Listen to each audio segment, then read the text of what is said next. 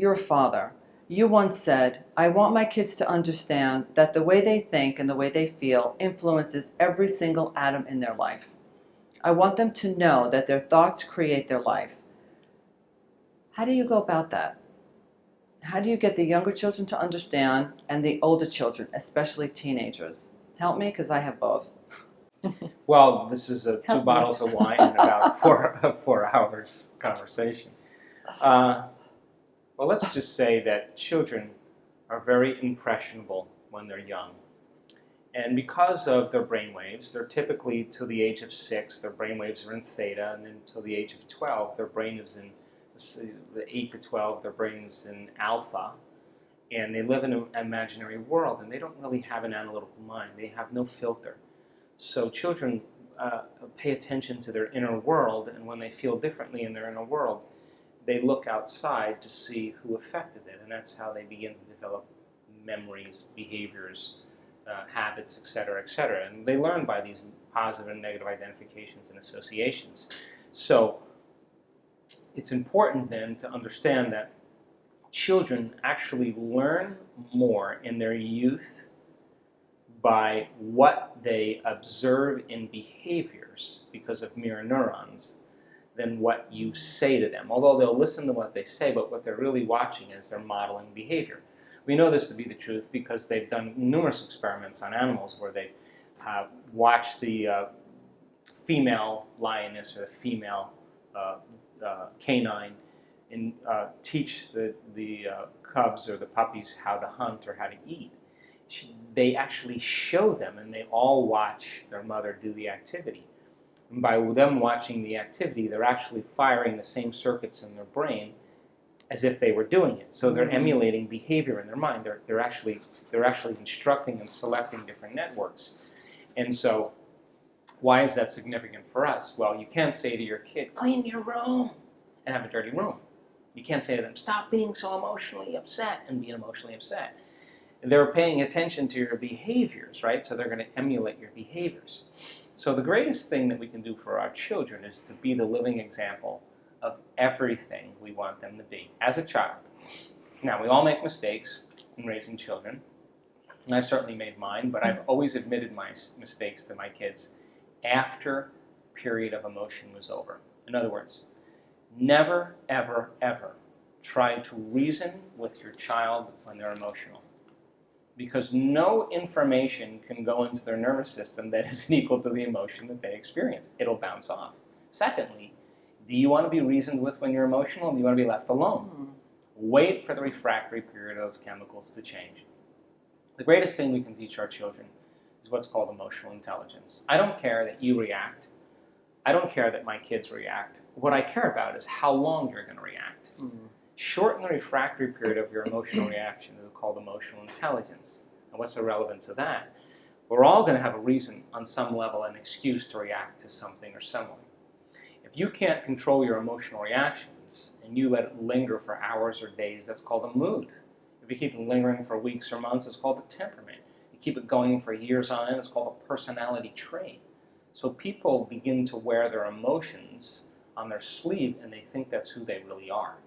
They're not. So when children learn how to shorten their emotional refractory periods to events in their life, they're no longer going to be living in their past. And by letting go of those emotions, they're literally going to become very neuroplastic. With my children, I have labored with them from the time they were very young to set up conditions and events in their life to teach them equal to their level of emotional acceptance at the time. I don't start off with my children at a young age and tell them, you create your reality. That's not a word or a series of words they have any connection to. But if I took 3 little planter boxes and put a corn kernel in each one of those, and I told them, anytime you feel negative emotions or anger or whatever, put all that energy into that seed. And I want you to take 10 minutes a day, and all I want you to do is focus on the seed and give it love and nurture it and hope for the greatest good and really fall in love with it being a beautiful, healthy plant. And the third one I don't want you to pay attention to. Don't even look at it. And when you see the corn kernel, that's the love kernel, which normally takes 2 weeks to germinate, actually sprouting in 3 days, Mhm. and you show them in the book, look, it's supposed to take 2 weeks, it's up in 3 days, love did that. And then you kind of dig up the hate seed or the anger seed, you dig it up, and there's maggots growing on the seed. Mhm.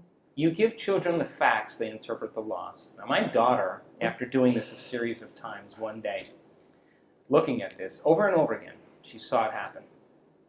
Her older brother was nagging her and trying to get a rise out of her. And I watched her look out the window for the longest time while he was carrying on, and she looked over at him and she said, you know what? Living by those emotions you're trying to get me to feel isn't loving to me. The moment she said that, I knew that that was the connection that she would make that would affect the rest of her life. In other words, she remembered that those seeds are cells and her body cells, and she didn't want to be like the dead seed, right? Right. So fast forward to today. My daughter's 25 years old. Very unlimited kid. Yeah. Every single decision that she makes in her life to this day, she asks herself that question. If I do this, is this loving to me? Now, that's not a bad question to ask yourself as an adult. And I've seen her when she was 12 years old, 15 years old, 18 years old, on the phone with her friends saying, you know, I'm not going to go to that party. It just wouldn't be loving to me. I'm going to do this. You know, to me, that's a very strong boundary of self-love. So it's a process of setting up the conditions for young children to begin to interpret the laws of reality. And so my children always, from the time they were very young, we always had time to talk about the nature of reality. I also set up conditions for them to experience the truth of it. And if they didn't get it the first time or the second time or the third time, we kept going. I also have been very transparent with my children. And I think that the door to the subconscious mind opens up beautifully right before they go to bed. The analytical mind's a little tired, you're a little tired. I would just kind of lay on my back in the bed with my kids and start saying, hey, you know what, I had a really hard day today. And I fell from grace in the afternoon, and I was impatient, and I was frustrated, and I really didn't do a great job. And that's all I would say. And then one of them would say, you know, I'm working on judgment. They would just start opening up to me. They would just, now remember, consciousness is awareness. The moment you're observing yourself, you're no longer yourself. Right. You're the consciousness observing yourself. And so my children are very in touch with their feelings. They're very in touch with where they are in their station in life. And then after we would talk about it, I would ask them, okay, well, if something went wrong or something broke down or, you know, they had a fight with one of their friends, I don't really care that it happened. What I care about is if it happened again, how we can do it better. That's the most important thing. And I would then help them to construct mentally a behavior or a reaction that was greater than their last one. And by the time between the two of us we worked out a new modality of being, I would ask them to repeat it back to me over and over again. Why? Because they were rewiring their brain and priming it for the experience. And I would do it so many times with them that they would say to me, I can't wait for this experience to happen, so you would just leave me alone. That's why I knew that they were already ready for the event. And I do that before they went to bed at night because they were more acceptable. And when they were really young, then I would tell them a story about these kids that lived in a faraway land and they had these challenges in their life and how they behaved to overcome them. The allegory, of course, to reinforce it and for them to identify. So that's the young mind. Now, the adolescent mind, let's face it, you got huge hormonal changes. You got a lot of neural Darwinism going on. They're losing half their synaptic connections in their brain, period. They're losing half their Big brain. time. And so blood flow is going away from the forebrain. Blood flow is going to the hindbrain. They are going to challenge their parents because what they're looking for is individuality. What they're looking for is to have their own individual expressions separate from the family. Now, this can be turbulent based on the child, or it can be really smooth. So they're risk takers. Or it could be both. Yeah, or they could In be my both. case, it could be both. It could be both. And in my case, 1 out of 3 was a little challenge. But I think the key thing for them really is to make sure that they understand that no matter what they do, you still love them. That is the number one key. And if you do that, they are always going to return back to you at a certain point for advice. Now, my kids, 2 out of 3 are in their 20s, and they come to me for advice, and we have great conversations. But the foundation of that has taken time. So with our kids that are in their adolescent years, I call it the Stallion paddock philosophy. Really big pastures, really high fences. So, hey, I see that you've done this today. Oh, that's an adult decision. That's an adult decision. With adult decisions comes adult responsibilities. I can't support that. So here's what I'm going to do. So since I'm covering your cell phone, and since I'm covering your allowance to do these things, because you've done that, I can't really support that. So there's going to be a period of time where I just can't support you. But go ahead, go out, have fun, see you later, but I just can't support that. You be very, very quickly how they begin to adapt. You can say, no, go ahead, go. You can go, but I just can't support that behavior. So then when you pull energy away because you don't support certain behaviors, and by the way, children are looking for a little emotional reaction from you. Sure. But if you take your attention off them and you make some very, very abrupt changes, they will begin to realize that the paddock, how big the paddock is, and how far they can go. When I go to workshops, when I go to your workshops, I'm always curious about where you get your new ideas from. You're always pushing the envelope. You always seem to, with a new workshop, you seem to push us to go further than we've gone. So where does that come from? I'm a really weird person, if you get to know me. I think and contemplate a lot about my own personal experiences. And I think I've been privileged enough to have a lot of mystical events that have had happen to me kind of right before a workshop that has caused me to really think about how I could teach it better, or to investigate the science behind how it's possible. So I work in my own inner world quite a bit.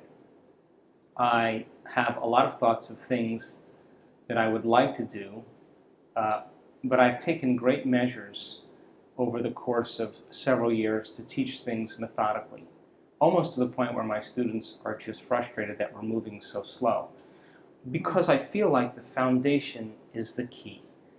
And so each experience, each meditation, each teaching that we have, after a certain group of people are able to accomplish or do it very, very well, then we add the next level of what could go from there. Now, as that begins to change and more people begin to become more competent, we add more knowledge and more information. So in the last year or so, we've done quite a bit with, for example, activating the pineal neurotransmitters in the pineal gland for people to have profoundly lucid and mystical experiences. We've measured their brains when this happened.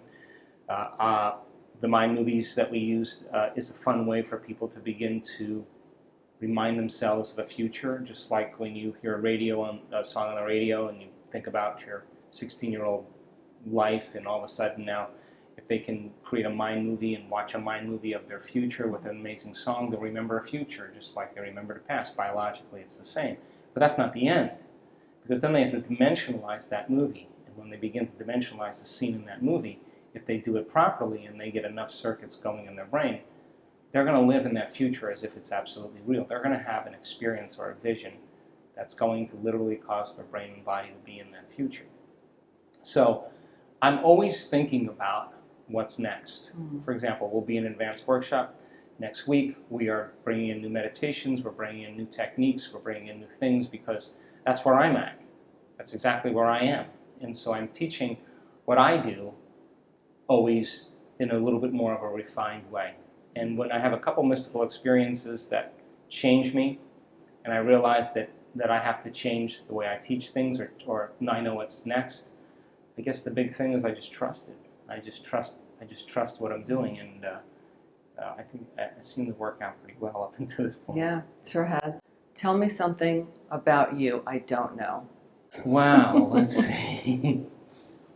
Let's see, you know a lot about me.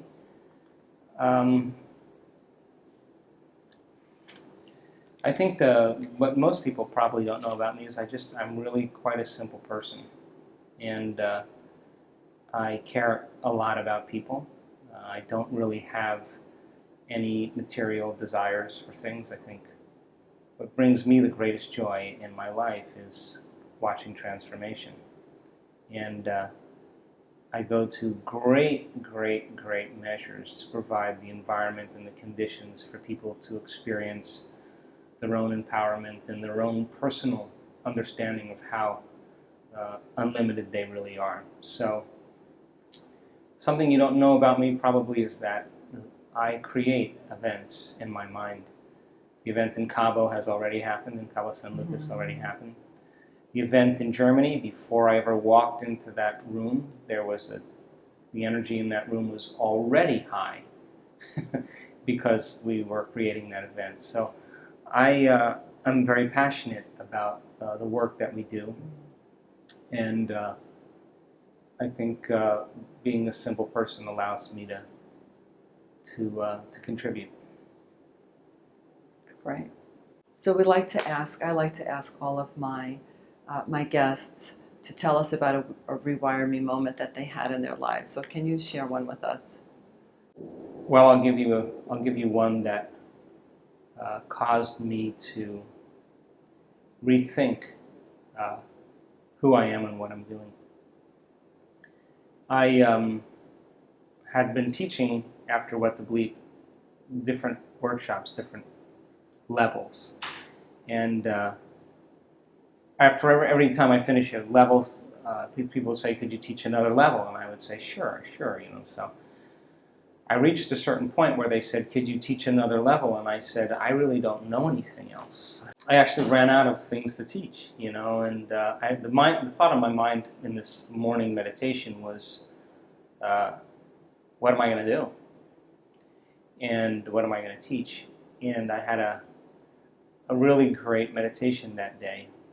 And then I laid down after the meditation, and I had this very profound, very electric, very lucid experience, interdimensional experience. And the interdimensional experience was the connection to this intelligence that lives within us, that, by the way, is a loving intelligence and intelligent love. It is not in its nature to judge us. It just is not even chemical. It's energy. And I was so aware of myself and so alive and had such a joy for existence and a love of life that it didn't matter if I was in pain. Pain was part of life and that you should enjoy it. I don't have the words to describe this. And how the cold is really just an experience. I was in this very lucid place where I was experiencing this dimension, and that everything that I was experiencing, no matter what, was what we need to do is really embrace and experience all of life. And I turned my attention inward in this moment, and when I did, the energy in and around me amplified even more. And when it happened, the first thought that I had in the moment that it happened was, I have this all wrong. I don't know how to put it into words, but I realized that life isn't about the denial of living. It's about embracing all of life, embracing everything that comes to us, and allowing ourselves to experience the richness and the fullness of all of life until we're bored completely with the experience, and then it's time to create another one. And that my soul somehow stirred in me, it woke up in me, And it said, not in any words, but in a download, that you're doing exactly what you need to do, and that what my mission or my purpose was here was to continue reaching out for the divine, and that it's always with me. So I had that experience, and then from that moment on, I've never doubted what I do or how I do it, and it then turned into, from that point forward, some really, really amazing events, and a lot of doors opened from there. It's great. I remember one of them when you said you wouldn't do anything beyond on 3.5. Right. And then you came with 3.5 pi. I always think that's enough. There wasn't, right? yeah, there wasn't going to be another level 4. Yeah. You were convinced. I thought 3 was it. But you got it. You pushed the envelope and you pushed everyone. I think there's a kind of a funny thing between intention and surrender. I think if you over-intend, you start to try. If you over-surrender, you get lethargic. But if you can kind of find that delicate balance between intention and surrender, and when you're clear on your intention and you enjoy it and you appreciate it, then surrender it and trust, I think that's when you start having some pretty profound moments. And I knew that when that happened to me in that moment, that I wasn't done. Really, that's really what it was. Right. Yeah. Obviously not. Thank goodness. So what's one thing that all of us can do right now in this moment to change our lives or to take that step? I think the first step to change is becoming conscious of your unconscious self. And nobody likes to light a match in a dark place. But if you are going to transform yourself from the old self to the new self, the first thing you have to do is observe your old self. If you took 5 minutes every day and you wrote down 2 or 3 self-limiting thoughts, and you reviewed those thoughts in your mind over and over again, to the point you were so aware of them that they would never slip by your awareness again in your waking day, the element of rewiring would actually take place by no longer firing and wiring. In other words, if you're not firing and wiring those circuits, you don't use it, you lose it. That's still a rewiring process. If you're aware of what comes out of your mouth, or how you act, what you say, what you do, it really stands in the way between you and your future. And you reviewed those behaviors and actions to the point where you were so aware of them. Now, remember, the word meditation means to become familiar with. You're so familiar with the old self, you would never return back to the old self. In other words, if you're observing your old self, it means you're not your old self. You're the consciousness now that's out of the program, observing the old self. You're objectifying your subjective self.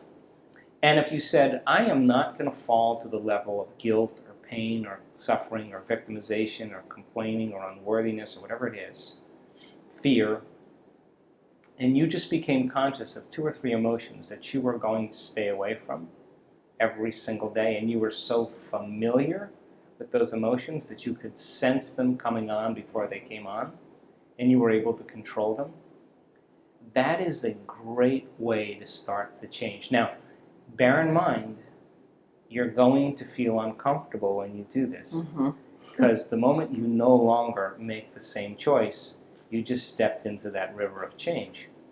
And so then your body is going to try to assault you, because if 95% of who you are is your body conditioned as the mind, once the body doesn't feel comfortable or it doesn't feel familiar, it's going to start sending signals back to the brain telling you can, it's too hard, start tomorrow. If you know that the body is craving, like an addict, it's craving certain chemicals, and you are aware of it, I think now, by that first step of deciding who you no longer want to be, the next step is to decide who you do want to be. And just a little effort in thinking about your energy that day, the emotions you want to live by, who you can forgive, how you can change, what you can demonstrate, what you'll do, what thoughts you'll think. If you keep firing and wiring those circuits in your brain, and keep creating those elevated emotions, it will begin to become familiar to you. So I think the process of change then, the first step is unlearning and then relearning, breaking the habit of the old self and reinventing a new self, pruning synaptic connections and sprouting new connections, unmemorizing emotions that are stored in your body, then reconditioning your body to a new mind and to a new emotion.